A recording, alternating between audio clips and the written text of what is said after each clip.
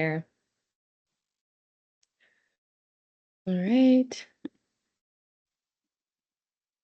Okay, so we're covering chapter 5 today. This is the last, um, I think, overview chapter that we're going to cover. And then after this, we'll finally start getting into specific classes of disorder. So my preference is the latter half of the semester. So hopefully this has been somewhat tolerable or enjoyable so far. But if it hasn't been, I think the next chunk of things we cover will be a lot more interesting. So today we're just covering classification, assessment, and intervention, which is chapter 5 in your textbook. So we are here, week 3 already. So we're going to cover chapter 5 today, see what else we can cover on Wednesday. And like I said, we're just going to go back and start hitting high points from the other chapters that we've already reviewed. And then Friday is going to be a review session. So this is the last topic that's going to be covered in exam 1.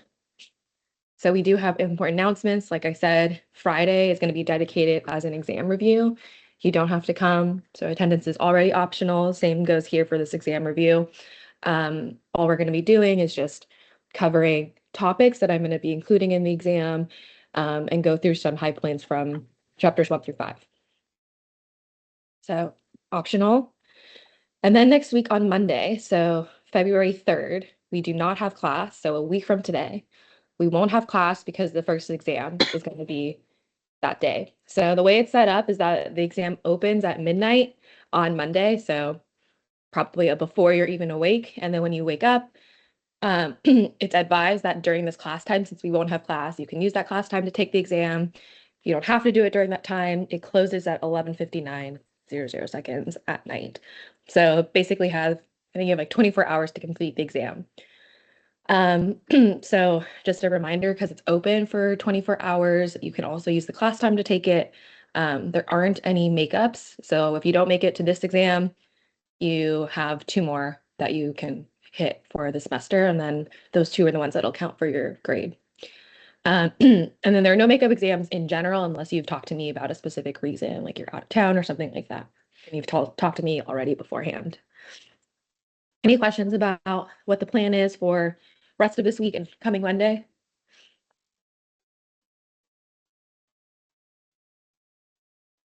Okay. All right, so we'll just cover, let's see how far we get. So this topic, like I said, is classification, assessment, and intervention. So we're just going to talk a little bit about the different types of classification systems. So if you're already familiar with the DSM, we'll talk about that, and we'll talk about some of the controversies of the existing DSM, and then we'll talk about some of the alternatives that have been proposed and are already being used. Assessment, I provided like a lot of like screenshots of some assessment tools that I use, but we'll just talk about what they are. And then intervention will be pretty short. We're just going to talk about what's the difference between prevention and treatment and what are some of the approaches that are being used in the field. Okay, so if you're not familiar with classification and diagnosis, they are separate things. So classification is really aiming to group different, in this case, mental health disorders into categories, or not necessarily categories, but in a like a usable way to communicate what these chunks of symptoms and clusters are. So classification is the overarching system that you're using to group things together. That way you can communicate it to either your patient or the public or research purposes. And then diagnosis is a little bit more specific. So it falls below that. And that's the specific labeling and identification of a specific disorder or symptoms of clusters that kind of come together that mirror what would be present in somebody else. So diagnosis falls below it, classification is above it. We're going to talk about both. Classification is the system, and there have been multiple different systems that have been proposed, and that's why I changed this right here. So it says organizes mental health disorders into categories. That's true for the existing systems that most people use, and then they're all alternatives that are more dimensional. Scope, so classification, again, it's general, so it's your like main domain, and they're based on a specific theoretical framework, and your diagnosis is more specific for a specific individual. So you might want to use it to label or grade them on a diagnosis after an assessment, or to be able to conduct an assessment. The different tools, like I said, the ones that we're currently using for classification system is DSM and the ICD. On the right-hand side, diagnosis, you're going to need a lot of different assessment tools to be able to diagnose somebody. So we'll talk specifically about each one of these tools down here. So already we talked about this. So classification examples that exist are the DSM and ICD. DSM is what we currently use for mental health diagnoses. It's the most widely used system. ICD is similar, so it looks really similar to DSM. It has different codes though, and it's more general and it has more health conditions in there. So I think more medical providers provide ICD codes because it'll include things like the different health conditions plus DSM, like mental health conditions as well. HITOP and AMPD, we'll talk more about that. So those are moving away from the current classification system, and it really doesn't like this categorical approach. So it starts to teach us what to do when we want to use a dimensional approach. Like I said, there's controversy between categorical and dimensional. And then these more upcoming new approaches like HITOP, AMPD, we'll talk about RDoC too, those tend to be more empirically derived. So again, moving away from categorical of the DSM and ICD, which historically has been more like created through clinical judgment, less empirical. And then now we're moving towards more dimensional because that's the framework in the research in terms of how we describe psychopathology. And so if that's how we're looking at psychopathology, then our systems should also be grouped in that way. And so that's why they're empirically driven, because they're rooted in research based on what the field is saying. There's pros and cons to each, and so we'll talk about some of them. So what we are currently using and currently on is the DSM-5 text revision. I just say the DSM-5. So the US in particular specifically uses the DSM, the Diagnostic and Statistical Manual of Mental Disorders, which has been published by the APA. This is our FAT handbook. I was going to show you. I have the purple book right now. It's the DSM-5. It's the older version before the text revision. That's like your holy grail. It's like your textbook that you're using. It has, it's grouped into like different disorders. So there's different sections. So this class is kind of based off of the DSM, the syllabus, I mean. So there's anxiety and related disorders. There's mood and health related disorders. There's obsessive and compulsive and related disorders. So each one of those groups in the DSM is going to cover a specific list of diagnoses. So in the anxiety related disorder section, there's going to be generalized anxiety disorder, separation anxiety disorder, social anxiety disorder, and so on. So that grouping is really unique to the DSM and more of a categorical approach. Again, like I said, there's going to be consequences, but some pros to it, but that is what we're currently on. So right now we're using the text revision. The way the DSM works is that the number that we're on, so DSM-5 is like the major release. So when they add things or when they remove things, and then the text revision is kind of the little intermediary step where they might make a tiny bit of changes, and so they still have to put out a new edition, but it's not a major overhaul.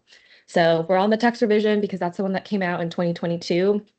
We're expecting a DSM-5 6 to come out. I'm not sure when it's supposed to. My advisor, so there's going to be different steering committees. So those are made up of researchers and physicians and a whole group of eclectic people who have expertise in different areas.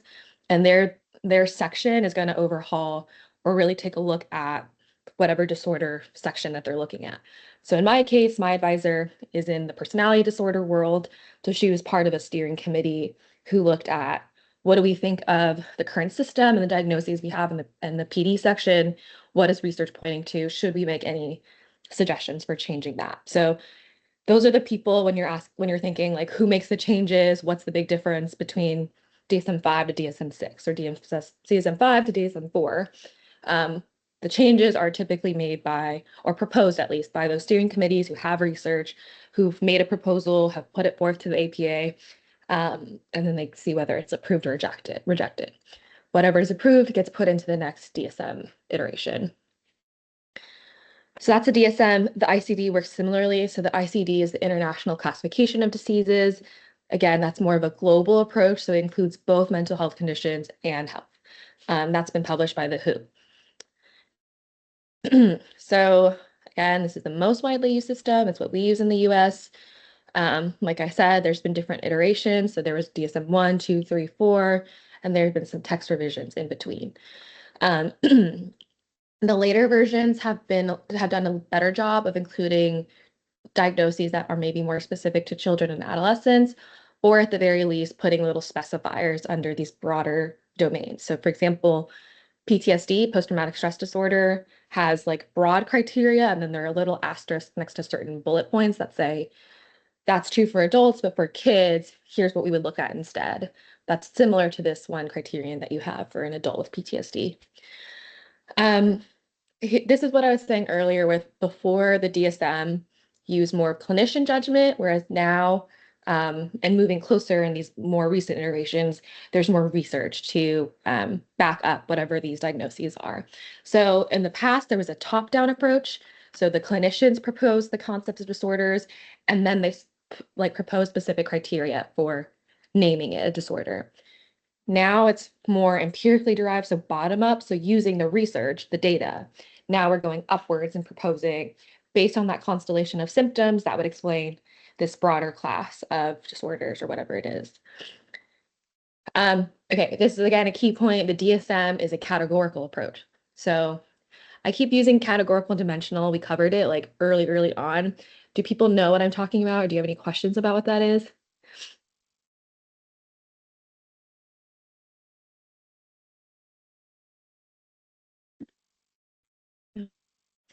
Okay, I will move on then. So, big thing to take away is the DSM is categorical. So we put people into categories. We say that this group of disorders has a particular label, and that's why it's categorical. You either meet or you don't meet criteria to be in this group of people or this group of individuals with this particular disorder. So that's what we mean by it's based on the client endorsing the absence or presence of a symptom. So if we have like 9 primary criteria for major depressive disorder, if you don't meet, and you need to meet 5 out of the 9 to get this diagnosis of MDD, major depressive disorder. If you're someone who reports that they're depressed, they look like they're depressed, the physician has concern that they're depressed, we should figure out if they're depressed, they have this label at least of MDD, and you go up to them and you ask them, do you have any of these symptoms? Do you endorse any of these symptoms? They have to say yes, yes, yes, yes, yes to 5 of them in order to be given a diagnosis of MDD. Plus, the clinician uses some additional information. But as a screener, someone could say yes to 4 of these symptoms, but no to the 5th one. And technically, you wouldn't be able to give them a label, at least, of MDD. So there are some like consequences of having to do that. Just because someone endorses or doesn't endorse something doesn't mean that they should or shouldn't be given a label, which is why clinician judgment comes into play. But for the majority of it, it really is based on what the patient says. What is your client saying they have or don't have? And so if you don't meet all 5, what does that mean? Does that mean you can't? So a lot of people will go to an assessment because they want clarification. They think they have the disorder. They don't know, and they spend all this money, or they use their insurance to get this really long 2-hour, 3-hour interview done or this assessment done. Let's say they are convinced they have this one disorder, but based on the assessment and the DSM approach, they don't technically meet it. What that would mean is that they wouldn't be able to go back to their like insurance, for example. And insurance only covers certain treatment approaches that have been like approved by them for certain disorders.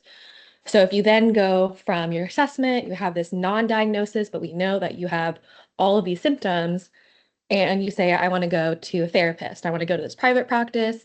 Oh my gosh, they charge $150 an hour. And the therapist says, well, that's what my price is, but you can request a reimbursement from your insurance. If you were trying to do that, typically with insurance, the only way they're going to reimburse it or pay for it is if you have a specific label, and in their like book of like whatever treatment approaches used by the therapist is approved for that particular label, that's what they're going to reimburse you for. That's what they'll actually pay for. And so this idea of having a label or not having a label can cause some problems in like the logistic field when in terms of insurance and therapy comes into play, which is unfortunate because that then means that people are getting treatment and not getting reimbursed for it, or maybe they're not, excuse me, maybe they're not getting treatment at all. So that's one of the major consequences in terms of what does it look like in real life and real practice when we're using disorders, and what does it mean to not have a label when maybe you should. It can look like that. In the research field, though, we have a ton more consequences to it. So again, a pro is that if you do have this label and it's your service is going to be reimbursed by insurance, it makes it easier for you to not have to pay for it. Or maybe you have to meet your, like, I don't know, your deductible. You have to pay so much, and then after you hit that certain point, then insurance will pay for it. So it is really helpful to have things work out when you are using insurance. The other pro of having labels and having a system like the DSM, which puts people into categories, is being able to have a common language. So instead of saying, I have XYZ symptoms, this is how many days I've experienced it, it's this level of severity. It's really complicated to explain all those things. Oops, sorry, I went back. And so having a language or knowing that there's been research in some area can be really comforting to the patient, to the family, and to whoever you're trying to communicate this diagnosis to. So not only can it sometimes feel like relieving, so in that example, sometimes when you're seeing parents and they suspect that their young child maybe has autism, they don't know, they've maybe been passed around to, occupational therapy, and they've got to all these different things, and they don't know for sure. In that example, I have seen parents come back after an assessment and in some way be relieved to at least have like an answer, like, oh, a lot of people go through that. That's not brand new. That has a label to it. Let me go look up what this looks like. And so in that way, it can be really helpful to have, it can be relieving to have a diagnosis and to have language for it. And the same thing with your providers. When you tell your provider that my child has ASD, the physician is going to have some sort of knowledge of what that means, what that might look like in their practice. The nutritionist is going to know this is what it looks like in practice, and so is your psychologist or your therapist. So it is helpful to have a language, and in some ways, it's kind of a schema to help you manage who you're working with. Cons. The major con is this whole categorical versus dimensional conversation. So in general, if we think of psychopathology as best being understood as on a continuum, if it makes more sense to us to know that psychopathology, any behavioral disorder, it's really on this spectrum of normal to abnormal or adaptive to maladaptive, it doesn't make sense to cut people up on that spectrum because it's a spectrum, it's continuous. And so we need to be able to adapt what behaviors actually look like instead of arbitrarily making up our own categories. So most of the field has moved towards saying that psychopathology is along a continuum, it's dimensional. And so people have been proposing different classification systems that go with that. So it's kind of like we're running up into an issue when we're saying all of psychopathology is dimensional, and yet we're still using a categorical system that puts people in these boxes. So researchers tend to advocate towards the dimensional model, but it really hasn't caught up necessarily on the clinician side.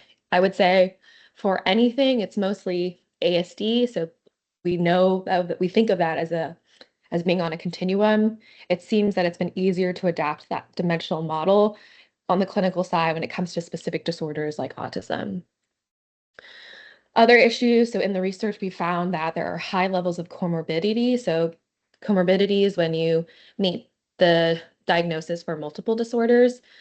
And so if we have categories like you must meet this 5 out of the 9 in order to get MDD, you must meet, I don't know, 7 out of 9 to get generalized anxiety disorder, and you meet all of that, then that's when you get this whole issue of like someone racking up disorders. That's not a problem if that explains what someone's experiencing, but when it comes to understanding how do we help them, what's the treatment for that, it doesn't really help when there's like alphabet soup and you have all of these different disorders and you have all these different treatments that work towards different things. And so sometimes having high levels of comorbidity is not as helpful as it should be. When you have 10 disorders versus one, sometimes that's overwhelming and it doesn't actually explain what's at the core. So sometimes clinicians might be missing what's at the middle of it, and instead they just rack on all these diagnoses.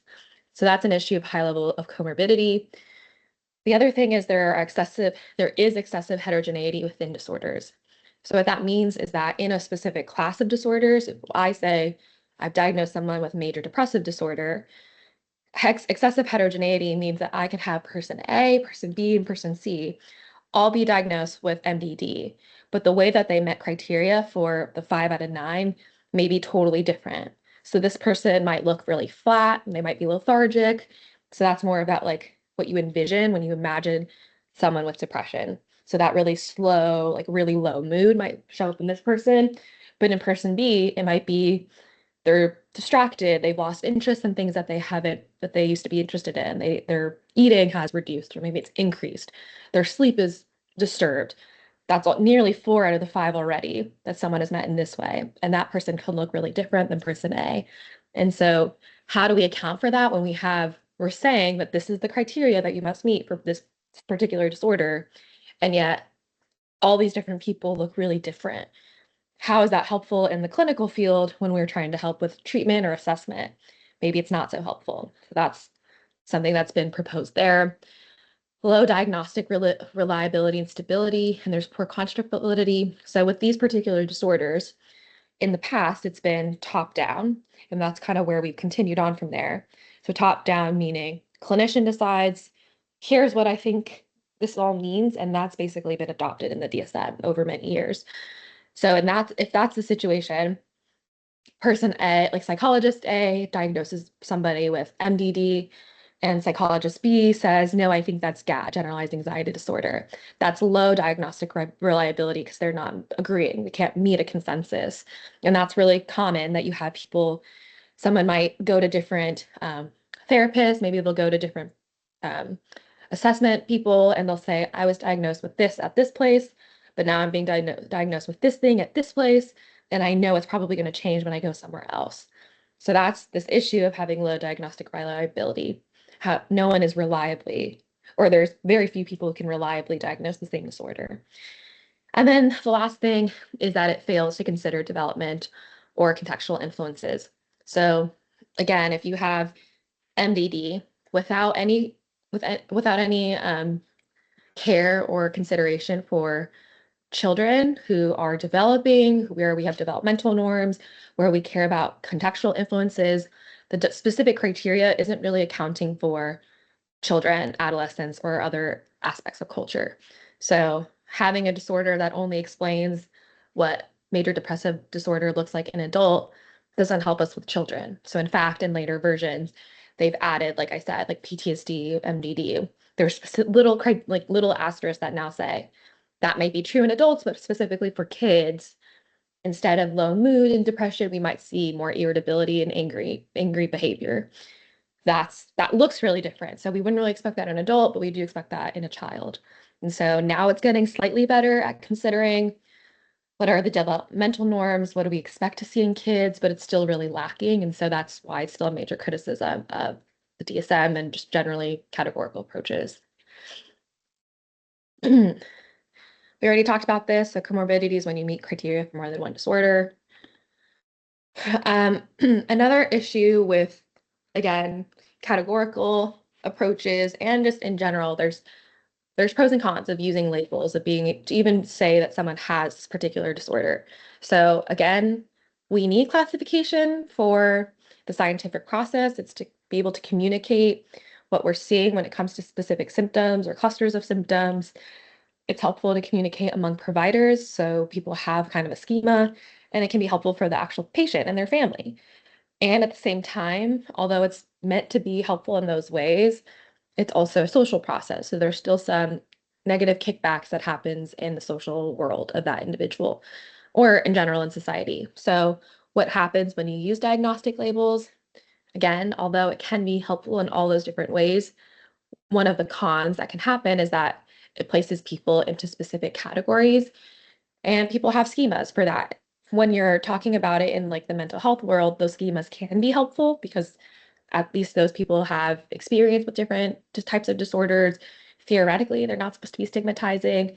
That's really different than in your everyday life. If you're in a community that's really judgmental, or you think that mental health is like not true or anything like that, having a diagnosis can really stigmatize you or be stigmatizing in that community. That stays the same for young kids. So that's why a lot of people that we know of in the community, different cultures might steer away from going to mental health providers because of the fear of labeling their kid with a particular disorder, and that kid walking through life, or that stigma with adults like teachers not treating them as well as they should be. And then the last thing is classification is intended to categorize disorders, not people. So same thing there. It's disorders. It's really supposed to be about the cluster of symptoms to give us an easier language, and yet giving people these labels can sometimes map onto the person. So in practice, right, if we think about like physicians and psychologists, all the people that we think should be working with people with mental health illness, we would not think that that's supposed to add some stigma to that person, right? Having the disorder does not mean that's the same. That has nothing to do about the person. Having depression doesn't mean that person is a bad person, they're lazy or anything like that. And yet in real life, people sometimes attribute illness to the person, and that's not what is intended. And yet that is something that happens. And so categorical systems in particular are especially fallible to those issues of labeling people and the stigma attached to it. So those are major consequences, and yet it's the system that we're currently using. And again, there's some pros to it, but I think the cons outweigh the pros. And so there have been different approaches that have been proposed to at least like reorganize how we're thinking about things. Some people still retain the labels, but at least the way that we're talking about certain symptoms of clusters have changed over time. And those are at least more evidence-based. So we'll talk a little bit about the different approaches. Before we do, we have our first little code word thing. I'm going to turn off the recording. I just don't know how. Okay, any questions before we move to the thing? I'm just trying to figure out how to stop recording.